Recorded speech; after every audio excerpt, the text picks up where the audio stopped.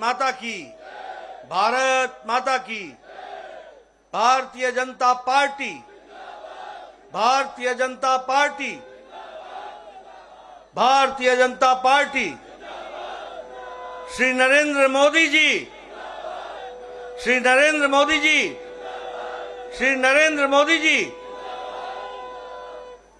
आज के इस विशाल विजय सभा में मंच पर उपस्थित हम सबके प्रिय नेता, भारत के यशस्वी प्रधानमंत्री सम्माननीय श्री नरेंद्र मोदी जी, मंचस्थ हमारे सभी वरिष्ठ नेता और यहां इतनी बड़ी संख्या में एकत्र आए, जोश से भरे हुए, ओतप्रोत होते हुए विजय के इस सभा में अपना योगदान करने के लिए दूर दूर से आए, आप सबकी ओर से और मैं अपनी ओर से और भारतीय जनता पार्टी के करोड़ों कार्यकर्ताओं की ओर से हम अपने यशस्वी प्रधानमंत्री श्री नरेंद्र मोदी जी का हार्दिक अभिनंदन करते हैं, स्वागत करते हैं।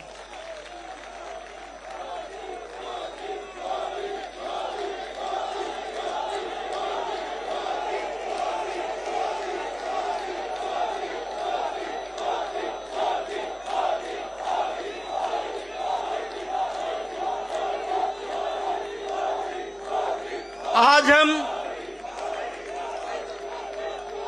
आदरणीय प्रधानमंत्री जी का अभिनंदन और स्वागत करते हैं। साथ ही साथ गुजरात की जनता, गुजरात के कार्यकर्ता और तमाम कार्यकर्ता जो इस चुनाव में हिमाचल प्रदेश में, दिल्ली में लगे, उन सबको भी मैं तहे दिल से बहुत बहुत बधाई देता हूं और उनका भी अभिनंदन करता हूं। यह हम सबके लिए खुशी की बात है और आज बड़ा ऐतिहासिक दिन है। जब हम गुजरात के नतीजे देखते हैं तो आजाद भारत में रिकॉर्ड तोड़ते हुए यह जीत हासिल आदरणीय प्रधानमंत्री मोदी जी के नेतृत्व में हम सबको मिली है।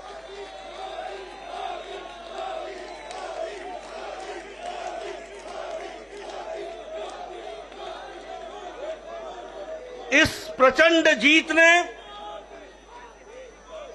इस प्रचंड ऐतिहासिक जीत ने इस बात को स्पष्ट कर दिया है जिसकी नींव आदरणीय प्रधानमंत्री जी ने भारत की राजनीति में रखा है, और वह है विकासवाद, विकास की कहानी। सबका साथ, सबका विकास, सबका विश्वास और सबका प्रयास, इस मूल मंत्र को लेकर जिस अथक प्रयास के साथ आदरणीय प्रधानमंत्री जी ने गुजरात की जनता, देश की जनता की सेवा की है, वह हमको प्रचंड जीत में दिखती हुई दिखाई देती है। हम जानते हैं कि विकास के साथ साथ कल्याणकारी नीति गांव, गरीब, वंचित, पीड़ित, शोषित, दलित, समाज के अंतिम पायदान पर खड़ा व्यक्ति, उन सब के लिए जो आपने नीतियां बनाई, जो आपने कार्यक्रम बनाए, जो उनके दुख दर्द को समझा, जो उनके आंसुओं को पोंछने का आपने काम किया, उस गरीब के घर में रोटी मिल सके इसकी व्यवस्था की, उसके घर में अच्छा सा शौचालय हो जाए और वो जीवन इज्जत के साथ जी सके, इस यह परिवर्तन आपने ला करके दिखाया है।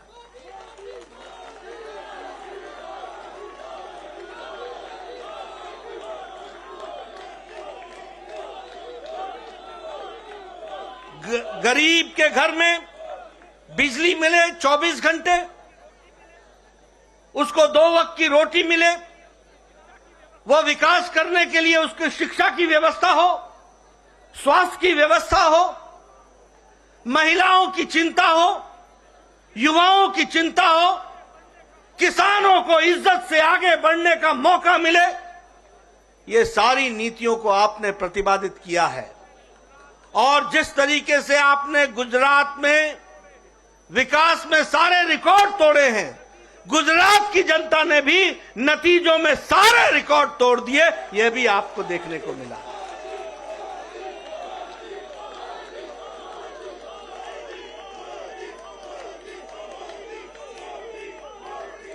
हमें मालूम है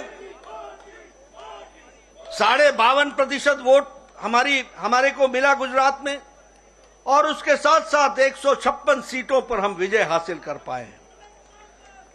जहां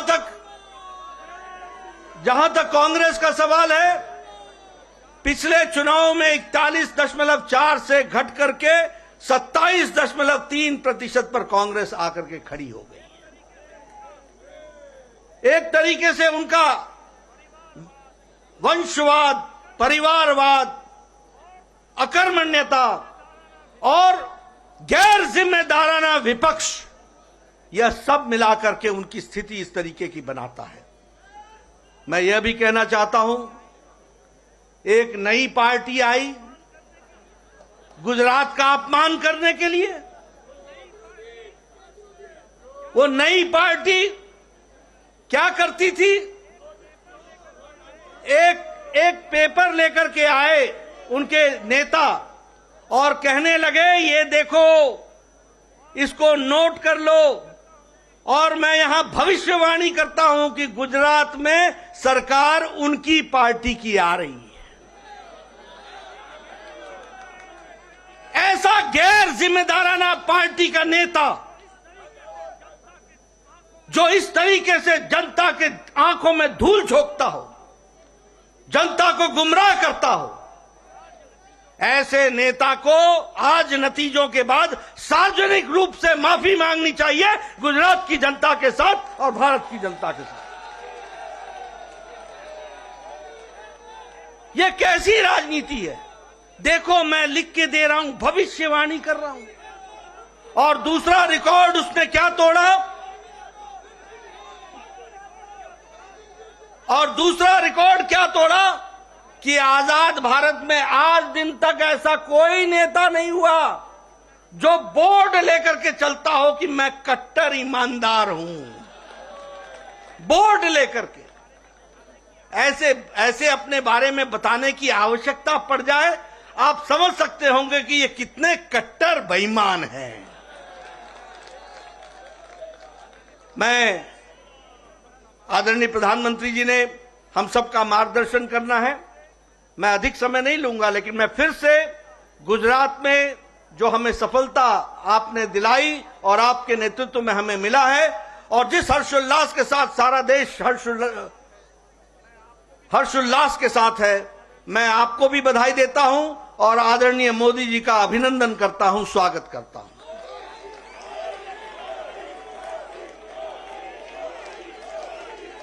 मित्रों,